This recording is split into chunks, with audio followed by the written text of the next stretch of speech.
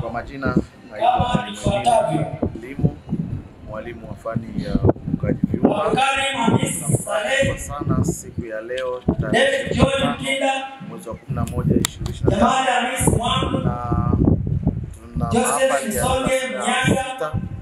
chuo chetu cha VETA.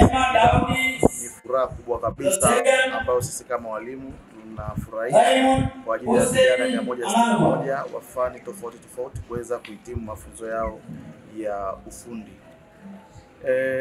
Mgeni wetu rasmi, afisa maendeleo wa jamii mkoa wa Singida, ameweza kuasa vijana mengi, ikiwemo vijana kuwa na fikra za kujiajiri kuajiriwa. Sisi kama mamlaka tumeshawapa vijana wetu kwa mamlaka iliyopewa uongozi wa utafiti na kwenda kupeleka uhitimu wa kazi wa fani ya mionzi jua ngazi ya pili. Hongera sana viwandani.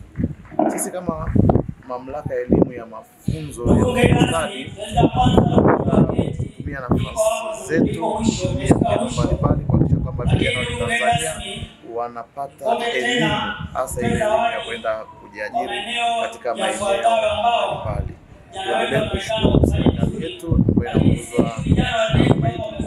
na Rais wetu Samia Suluhu Hassan kwa kuendelea kutoa fedha nyingi kwa ajili ya kuendelea kuboresha vyuo vyetu vya VETA, na sasa tunaendelea kujenga vyuo mbalimbali kwa kila wilaya na kwenye mkoa wetu. Mpaka sasa vyuo vingine mbalimbali vinaendelea kwa cha Manyoni, Iramba, maeneo mengine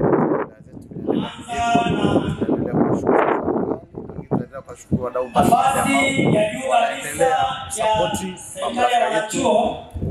Rais wa chuo Asante sana. Nikushukuru sana waandishi wa habari na nyinyi kwa ajili ya kazi njema ambayo mmekuja kufanya.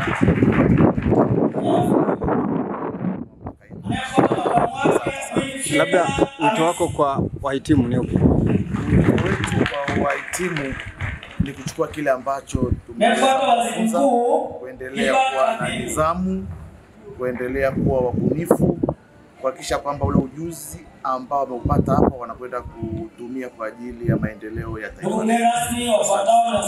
Wamesema kwamba katika risala, lakini pia ya mkuu wa chuo wamezungumzia kwamba udahili wa wanafunzi wa kike mwitikio ni mdogo sana. Ni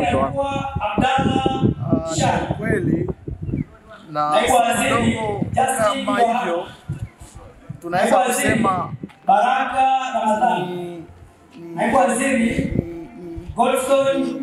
jinsi ambavyo jamii inachukulia. Tukichukulia kwenye chuo chetu, tuna fani ambazo zina wingi wa kina dada, wa kina mama, kwa maana kama fani ya uwazili, ukiangalia pale wako wanafunzi wengi wa kike, wavulana ni wachache. Ukiangalia fani ya ushonaji, nayo wanawake ni wengi kuliko wanaume. Nataka niseme kwamba fani zote zina upungufu wa kina mama, wa kina dada. Baadhi ya fani, ukienda fani ya mifugo unaweza kuona wako 50. Kwa hiyo ni baadhi ya fani.